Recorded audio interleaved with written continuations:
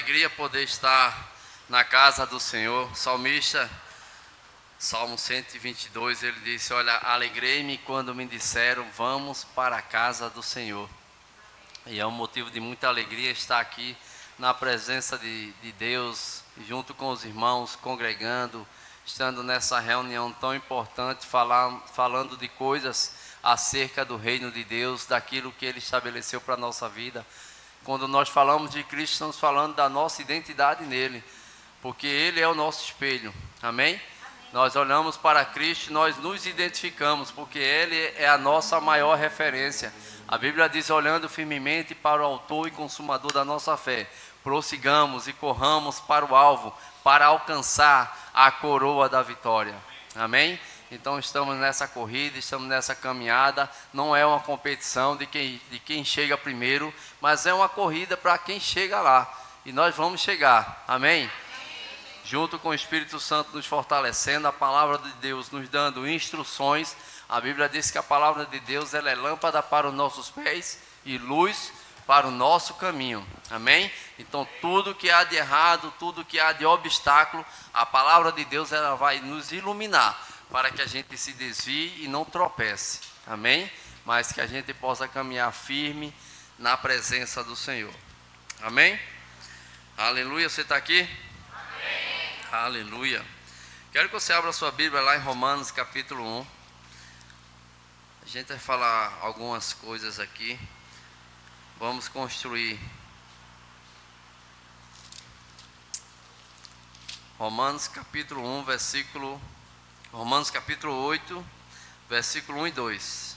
Romanos 8, 1 e 2. Vou ler na versão NVI.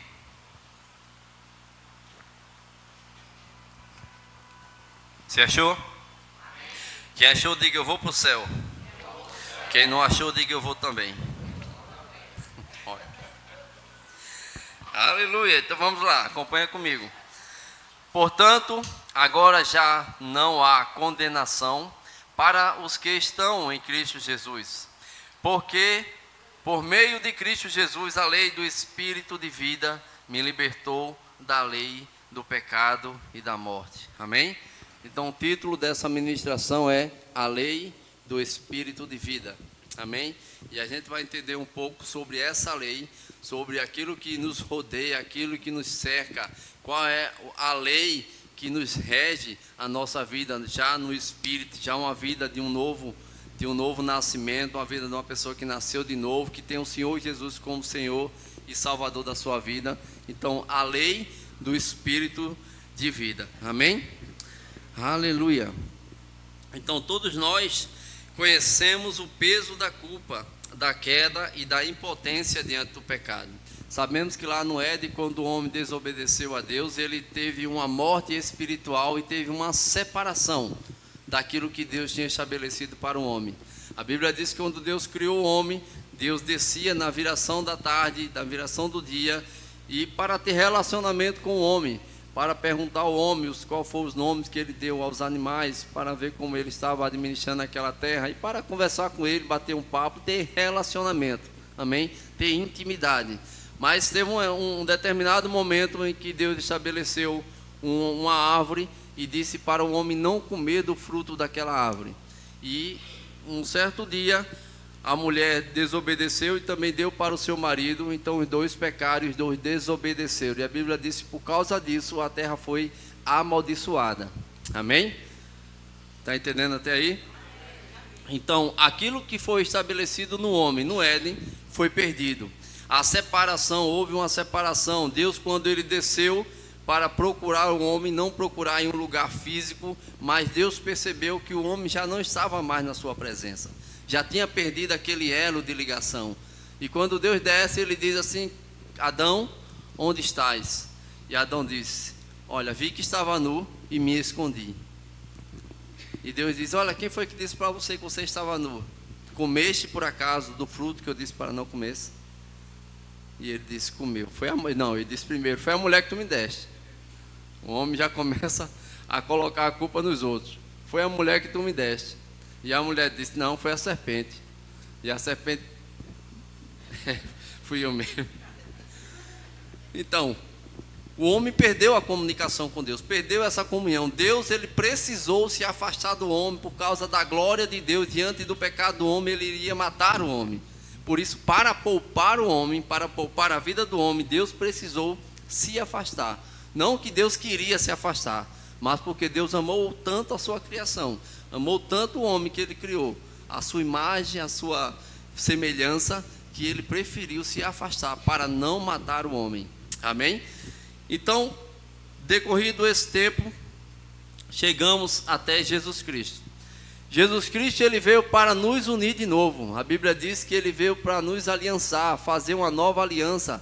Lá em 1 Coríntios capítulo 11, 23, que ele vai estabelecer, Paulo falando sobre a ceia, ele diz, olha, este é o sangue da nova e eterna aliança. Agora uma aliança concreta em Jesus Cristo, pela qual o homem já não poderia mais se separar, o homem já poderia ter acesso a Deus. A Bíblia diz que quando Jesus morreu e ressuscitou, o véu que fazia separação, essa separação que houve lá no Éden, ele foi rasgado de alto a baixo. Então o homem, ele pôde agora se aproximar de Deus, através de Jesus Cristo. Jesus disse, eu sou o caminho, a verdade e a vida, e ninguém vem ao Pai, se não for por mim. Então ele é o caminho, ele é o acesso. Ninguém pode se chegar a Deus com a sua condição pecaminosa, mas através de Jesus, quando eu nasço de novo, quando a pessoa nasce de novo, ela tem a sua natureza recriada. Porque onde está o problema do homem? Está no seu nascimento. Quando ele nasce com a identidade e a semelhança do homem pecaminoso, Adão. Mas quando ele nasce de novo, e aquela conversa que Jesus tem lá em João 3, com Nicodemos, que ele fala com Nicodemos, é necessário nascer de novo. Então essa conversa que ele tem com Nicodemos, está estabelecendo um novo nascimento, um nascimento para que ele pudesse agora ter acesso eternamente com Deus, para que ele pudesse ter a sua natureza recriada, não que ele tinha que morrer fisicamente e nascer de novo, não, ele estaria agora nascendo uma nova pessoa no Espírito, o seu Espírito agora estava sendo recriado, e agora ele tem acesso junto ao Pai, amém? E aqui Paulo fala em Romanos, sobre que nenhuma condenação há, para aqueles que estão em Cristo Jesus, amém?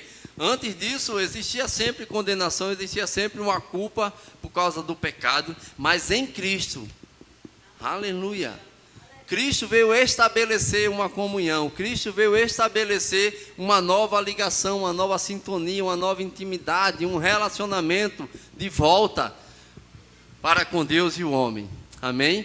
Cristo é a aliança, amém? E ele diz, nenhuma condenação há para os que estão em Cristo Jesus.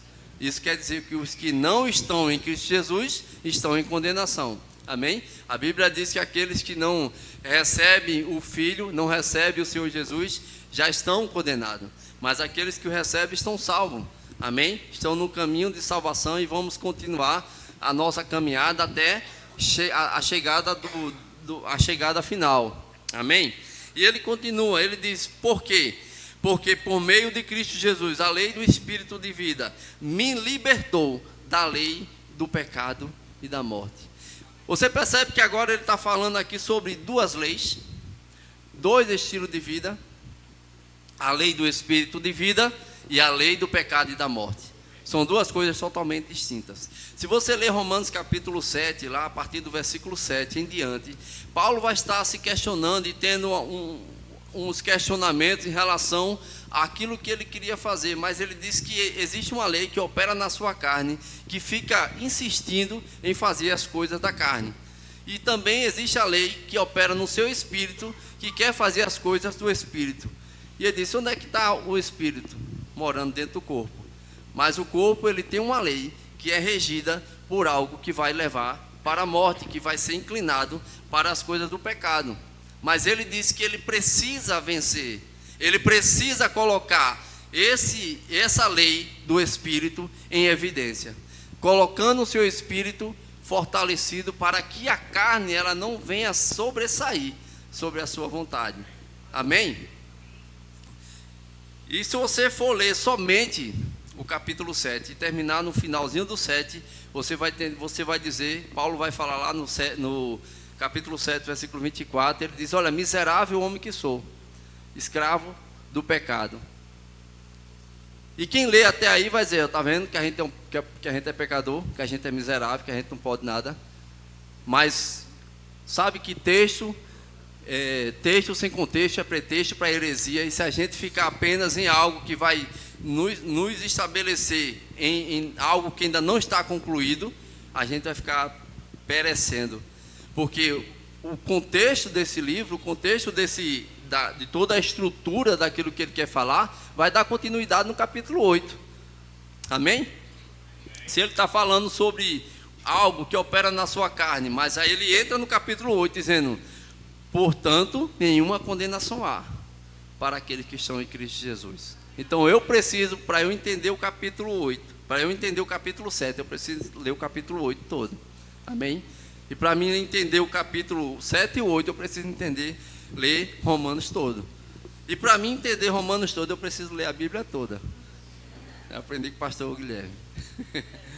Para que a gente possa entender todo o contexto da Bíblia, porque toda a Bíblia ela está apontando para Cristo. Ela tem um ponto central, que é Cristo. Amém? A Bíblia ela faz referência a Cristo, a nossa vida é em Cristo. Todo o Antigo Testamento, muitas passagens, elas estão apontando como uma sombra para aquilo que é verdadeiro. Amém? Então, simbologias e coisas representativas estão apontando para Cristo. E quando Cristo nasce, Cristo estabelece esse novo estilo de vida. Porque o homem não podia estabelecer um novo estilo de vida para eles próprios. Ele não podia colocar a sua própria natureza, a sua própria justiça em operação, porque a Bíblia diz que a justiça do homem é como trapo de imundícia. Não serve para nada. Amém? E ele vai dizer, Efésios capítulo 2, versículo 8, que pela graça sois salvos, mediante a fé. Não vem de vós para que ninguém se glorie. Aleluia. Aleluia. A Bíblia diz que todos pecaram e carecem, necessitam, precisam da glória de Deus. Então, quantos precisam nascer de novo? Todos. Quantos precisam ter a sua vida de volta para Cristo? Todos. Quantos precisam da aliança de Cristo? Todos. A Bíblia vai dizer em Tito que a graça de Deus ela se manifestou salvadora a todos os homens. Não ficou ninguém de fora. Todos precisam da graça de Deus. Todos precisam ser salvos. Amém? Amém. Você está comigo? Amém. Amém ou ai de mim? Amém. Amém, né? Aleluia. Então existem esses dois conflitos lá em Gálatas capítulo 5, versículo 17.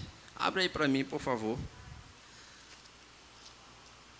Na versão NVI 5,17. Pois a carne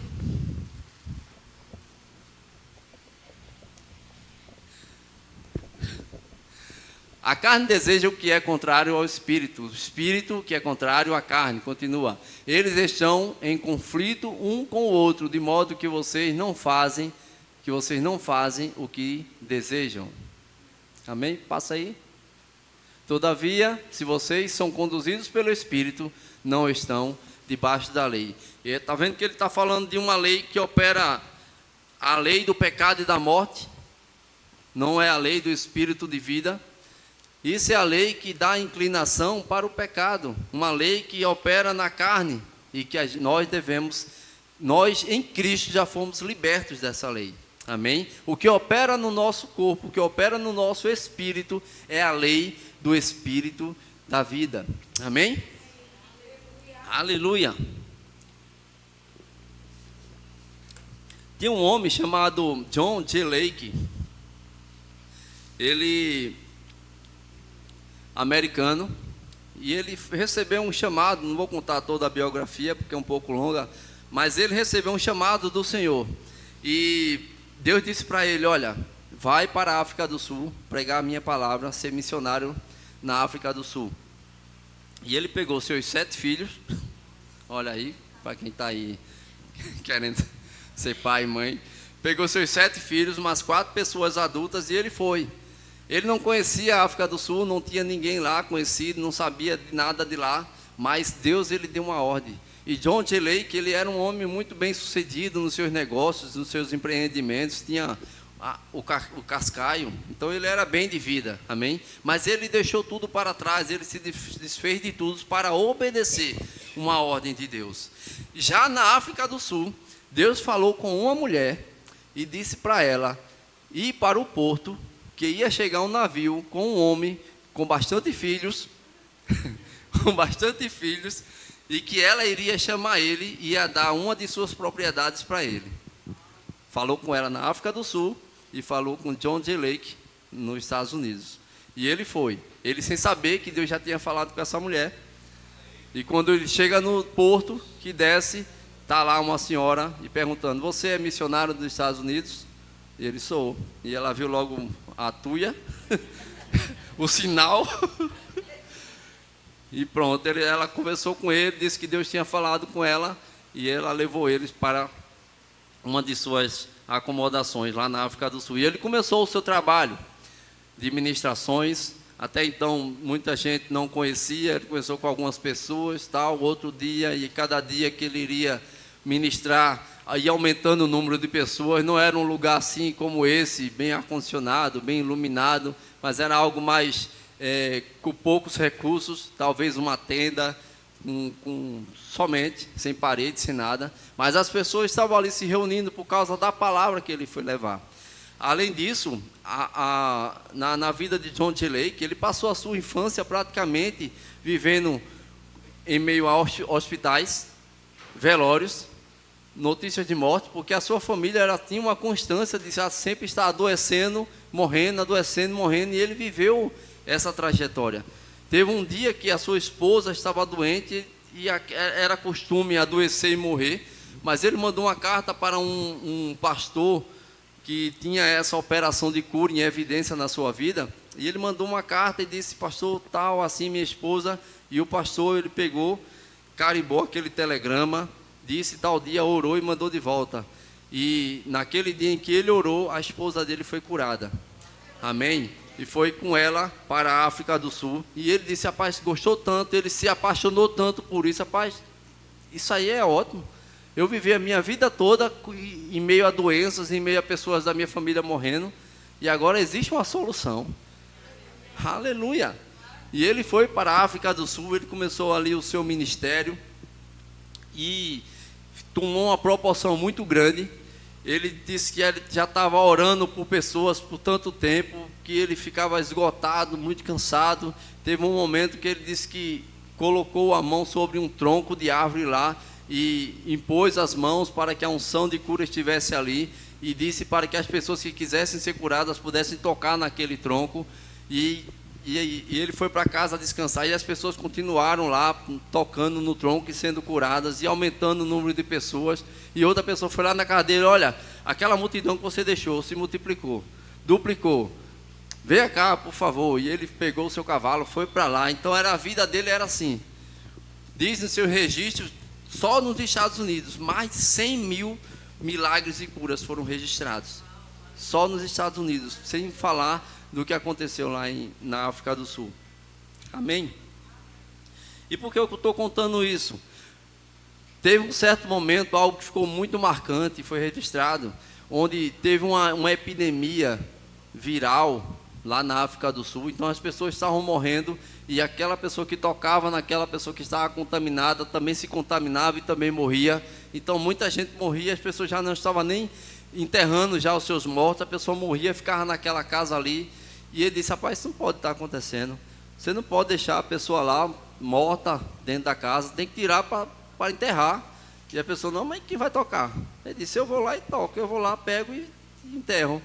E ele ia lá, fazia a cova, pegava a pessoa morta, jogava na cova, e ia na outra casa, fazia a mesma coisa. A pessoa: não faz isso, pelo amor de Deus, você vai se contaminar, você vai morrer. Ele disse: eu não vou morrer, eu não vou morrer. E ele disse, Romanos capítulo 8, versículo 2: a lei do Espírito de vida opera no meu corpo. E as pessoas: rapaz, esse cara está um fanático, já subiu para a cabeça esse negócio de crente, esse negócio de igreja. E ele disse: está duvidando? Pegue a saliva de pessoas que já morreram, coloca aqui na minha mão e bote um microscópio em cima. E as pessoas iam, colocavam lá a saliva na mão dele. Quando colocava o microscópio em cima, viu que aqueles germes e aqueles vírus começaram a morrer, começaram a dissolver. E ele não ficava doente, ele não era contaminado. E ele tinha essa convicção: a lei do Espírito de vida opera no meu corpo. Aleluia. Foi o que Cristo conquistou para a gente. Não é algo que ele é especial, não. Foi algo que ele tomou posse. Ele teve convicção disso e andava nessa realidade. Aleluia. Ei, é para mim e para você também. A lei do Espírito de vida opera no meu corpo, opera no seu corpo. Amém? Aleluia. É bem certo que você não vai estar aí provando a Deus, indo em situações de doença lá para pegar, botar a mão e tudo, para você provar a Deus em nada, tentar a Deus em nada. Não, já opera no seu corpo. Amém? Você não vai ser contaminado com nada. Tenha isso em mente, tenha a sua vida, tenha a sua consciência voltada para aquilo que é verdadeiro, para aquilo que a palavra de Deus nos garante. Nós somos já recriados em Cristo. Em Cristo é uma nova criatura. A Bíblia diz que as coisas velhas já passaram e eis que tudo se fez novo. Um novo estilo de vida, uma nova vida no Senhor. Amém? Aleluia.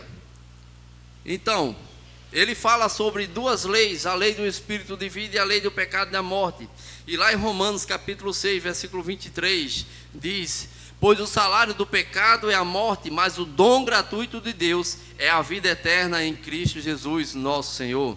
Tiago 1, 14 e 15 diz: cada um, porém, é tentado pela própria cobiça, sendo por essa arrastado e seduzido. Então a cobiça, tendo engravidado, dá a luz ao pecado, e o pecado, após ter se consumado, gera a morte. Então isso é a lei do pecado e da morte.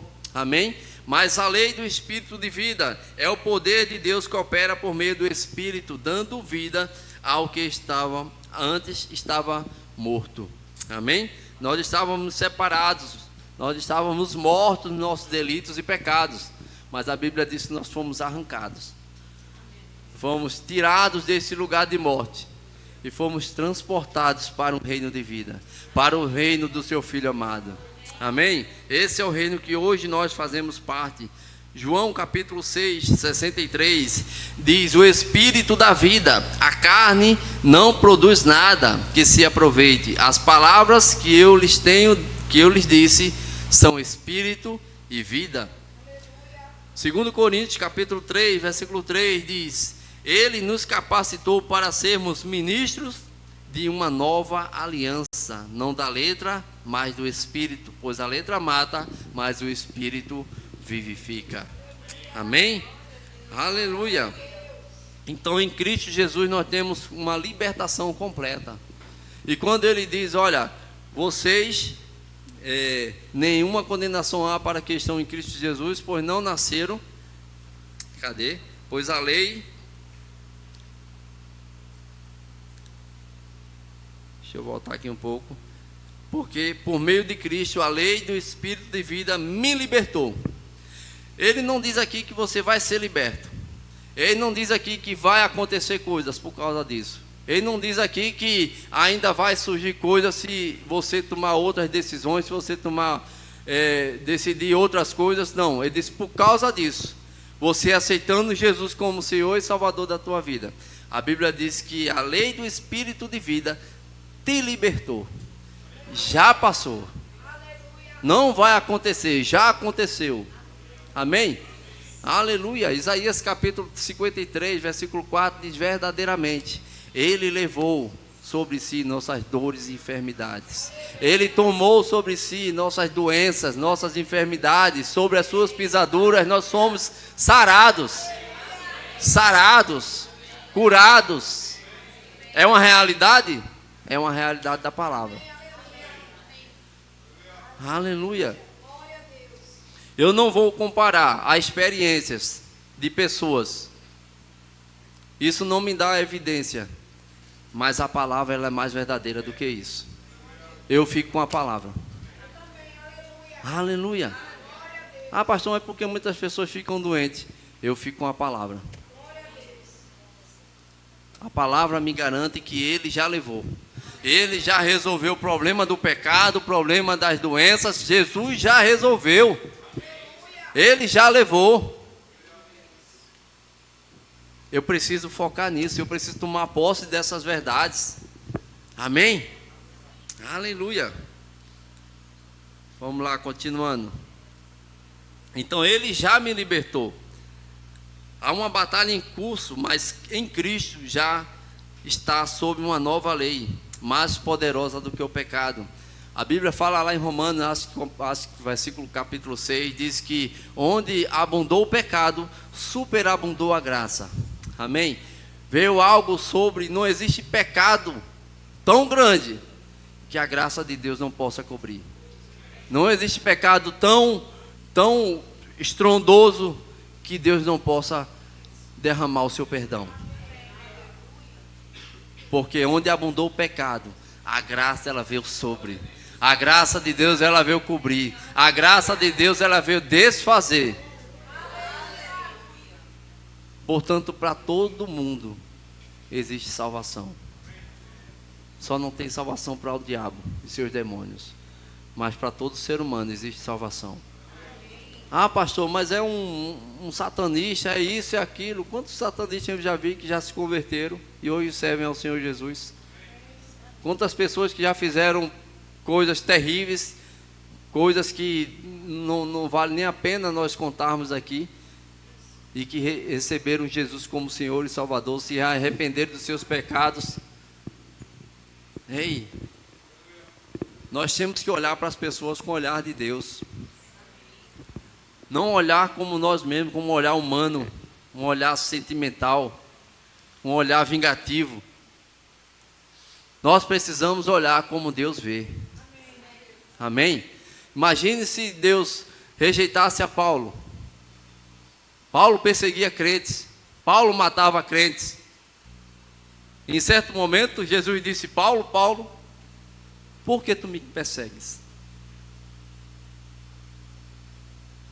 Paulo diz na sua carta, diz: olha, eu não sou nem digno de ser chamado de apóstolo, de tantas coisas terríveis que eu pratiquei. Eu não era nem para ser dado como exemplo para vocês, mas eu sou o que sou, por causa da graça de Deus. Não por causa de mim, não porque eu seja alguma coisa, mas a graça que opera em mim, eu sou alguma coisa por causa disso.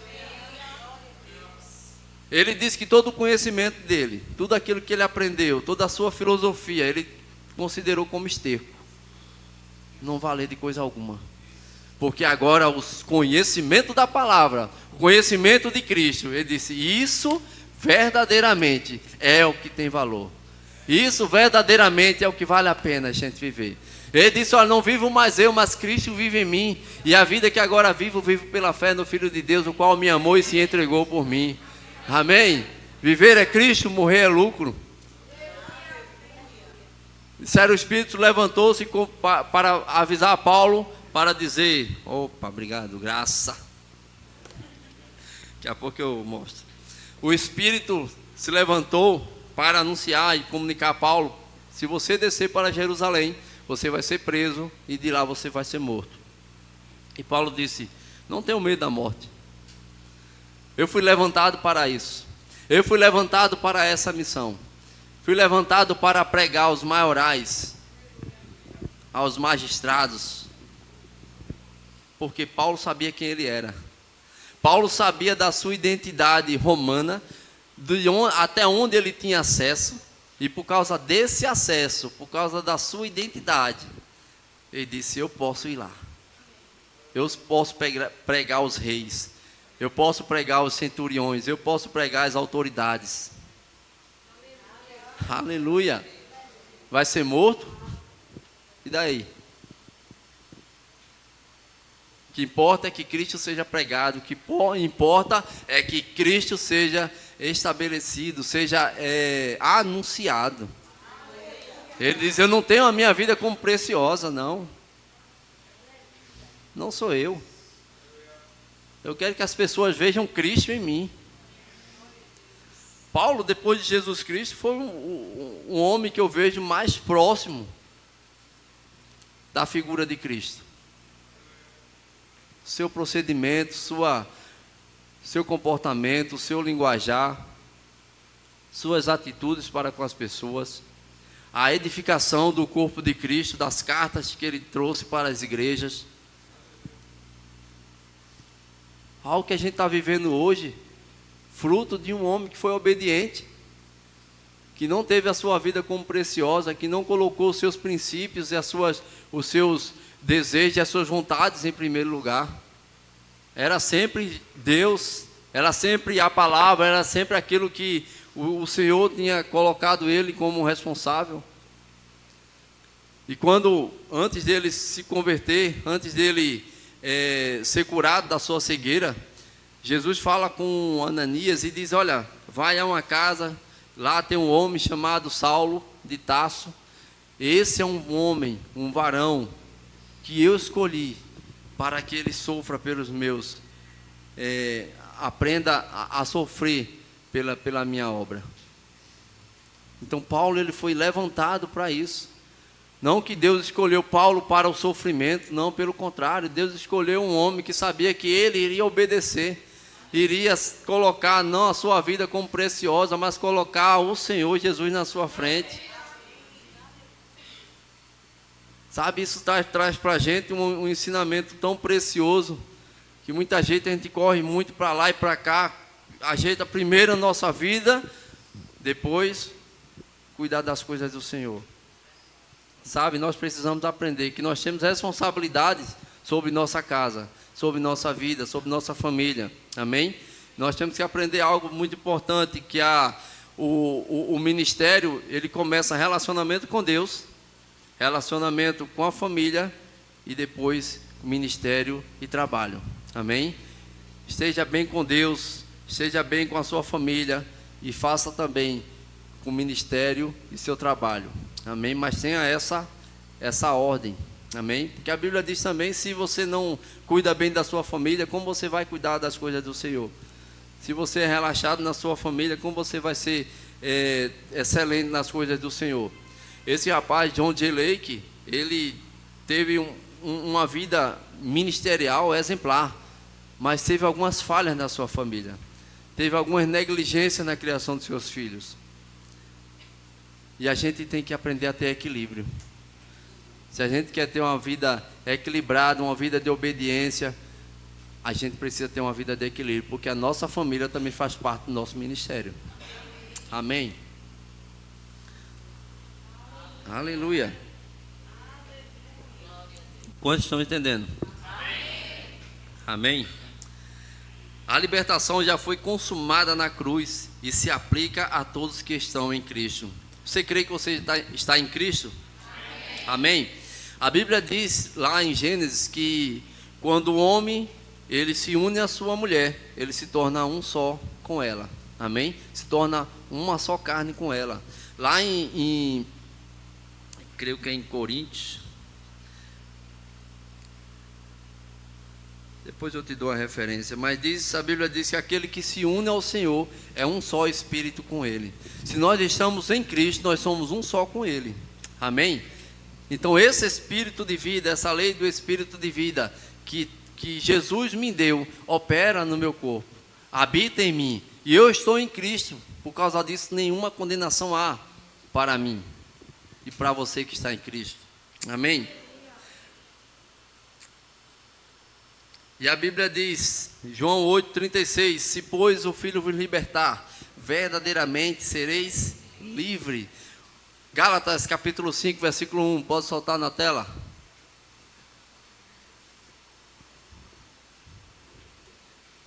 Gálatas 5:1. Permaneçam firmes na liberdade para a qual Cristo nos libertou, e não se submetam novamente a um jugo de escravidão. Amém? Em outra versão diz que para a liberdade foi que Cristo nos libertou. A Bíblia também diz que aonde o Espírito do Senhor habita, ou Ele é Senhor, aí há liberdade. Amém? Então no Senhor nós temos liberdade. No Senhor nós somos livres de qualquer tipo de escravidão, de qualquer tipo de jugo que o diabo tenta colocar sobre nossa vida. Amém? Quando o diabo tentar trazer para você o seu passado, aquilo que você fez de errado, ei, não dê crédito para isso. Você já foi salvo, você já foi liberto dessas condenações, não pertence mais a você.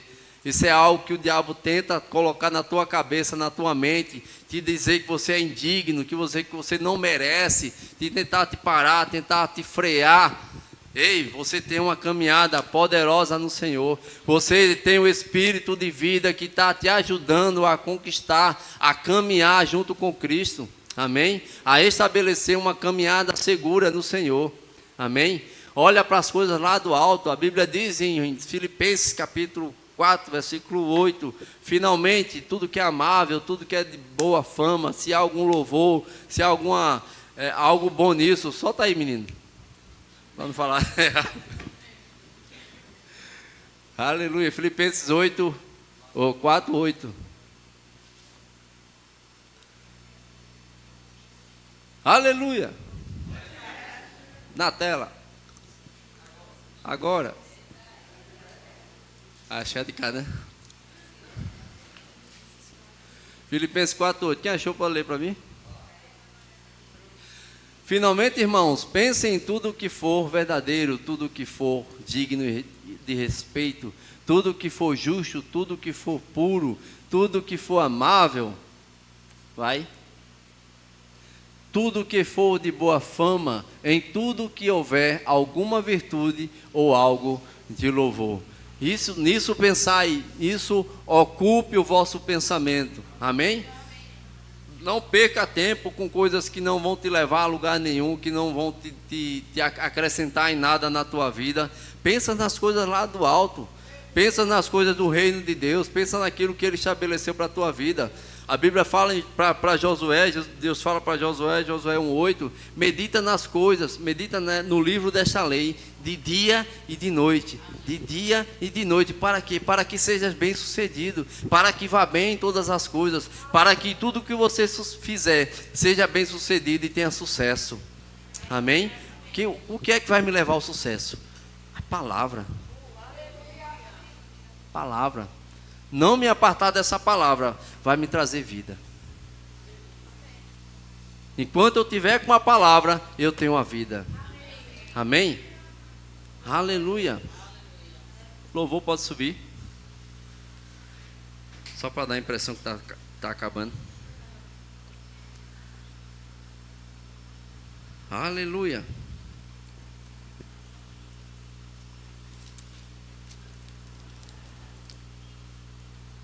E lá em Romanos capítulo 8,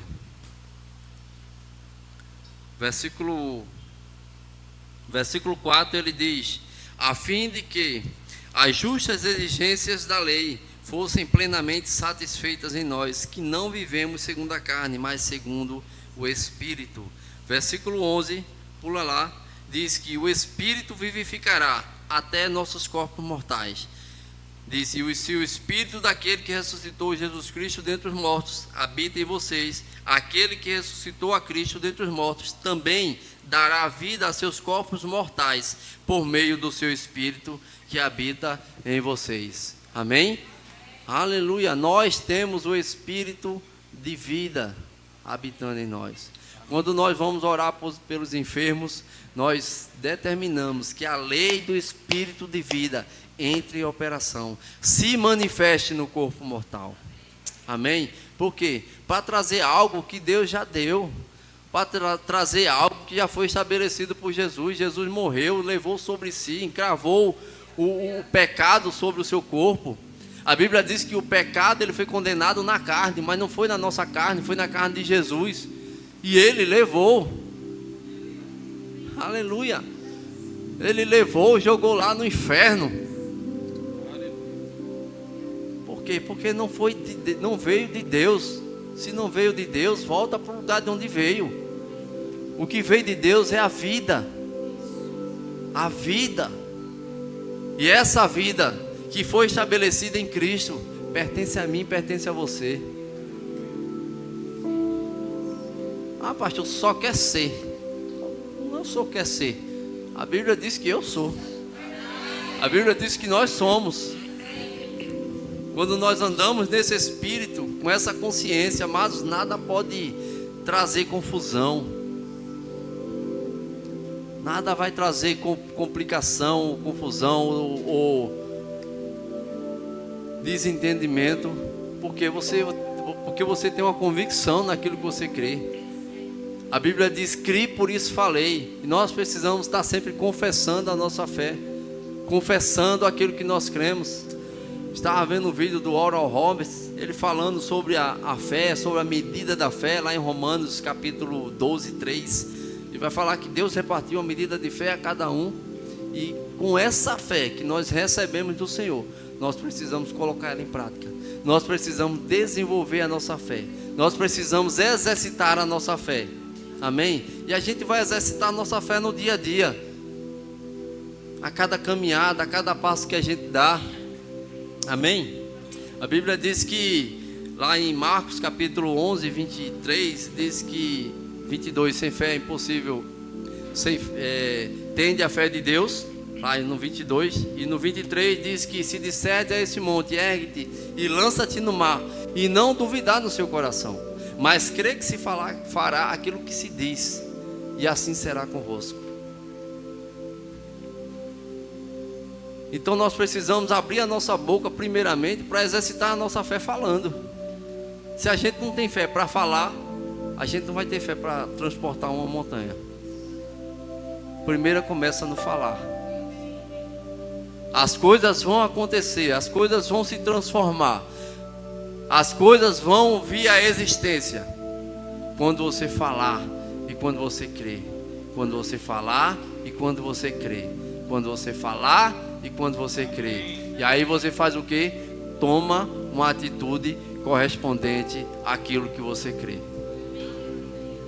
Não fala e diz: se Deus quiser, possa ser que aconteça. Se acontecer, bem. Se não acontecer, glória a Deus por isso. Ei, tenha convicção. Fé e dúvida, elas não andam juntas. Ou você tem fé ou você tem dúvida. E a Bíblia diz lá em Tiago que nós não temos que andar com dúvida, porque quem anda em dúvida anda como um homem levado, como a onda do mar. Não tem convicção de nada, né? É uma pessoa inconstante, não tem convicção. Mas nós precisamos olhar para a palavra e verdadeiramente, se eu vivo por isso, eu preciso me alimentar disso todos os dias. Se a palavra de Deus é o meu guia de fé e de prática, eu preciso dela todos os dias, porque é o meu manual. Sabe quando o Criador ele faz a sua invenção, ele sabe exatamente para que aquela criação foi criada. Ele sabe exatamente como aquela criação funciona. Ele sabe exatamente como cada peça ela pode funcionar perfeitamente. Sabe, Deus ele é o nosso Criador. Ele nos deu o manual, como a gente deve funcionar bem, como a gente deve funcionar da melhor forma possível, olhando para a palavra. Amém? Aleluia. Aleluia. Glória a Deus. Eu quero saber aqui nessa tarde se tem alguém que quer receber Jesus como Senhor e Salvador. Sabe, deixar uma vida de pecado. Talvez você diga: pastor, mas eu não ando pecando, eu não tenho uma vida troncha, minha vida é até direitinha. Ei, mas a Bíblia diz que todos pecaram e necessitam da graça de Deus, necessitam da glória de Deus. O homem ele só pode ser salvo através de Jesus Cristo. Ele não pode ser salvo pelos seus próprios méritos, pela sua própria condição. porque ele se acha bonzinho demais. Não, a Bíblia diz, eu citei, pela graça que sois salvos mediante a fé, e não vem de vós, é dom de Deus. E se tem alguém aqui que quer receber Jesus, entregar sua vida a Cristo nessa tarde, você levanta a sua mão e a gente vai orar por você. É algo que acontece no Espírito. O seu corpo vai permanecer o mesmo. Você não vai ficar mais bonito ou mais feio. Você não vai engordar nem ficar mais magro. Você vai ficar do mesmo jeito fisicamente, mas algo no Espírito é mudado. O Espírito, ele é regenerado pela palavra. Ele é transformado. É um Espírito novinho em folha. Agora o Espírito Santo passa a habitar dentro de você, passa a morar dentro de você. E agora você vai ter suas dificuldades para enfrentar com um amigo fiel, para te fortalecer, para te guiar, para te instruir na tua caminhada. Tem alguém aqui que quer fazer isso? Receber a lei do Espírito de vida habitando no seu corpo? Aleluia. Tem alguém aqui que está com algum sintoma de enfermidade? Quer sair daqui curado? Não pelo meu poder, que eu não tenho poder para nada, mas pelo poder do Espírito Santo e a unção do Senhor que está disponível. Tem alguém que quer receber cura aqui nessa noite? Todos são, todos curados? Amém. Não vou te convencer que você está doente. Alguém aqui quer receber o batismo no Espírito Santo, revestimento de poder, evidência bíblica de falar em outras línguas? Tem alguém? Pai, estou cheio, né? Amém.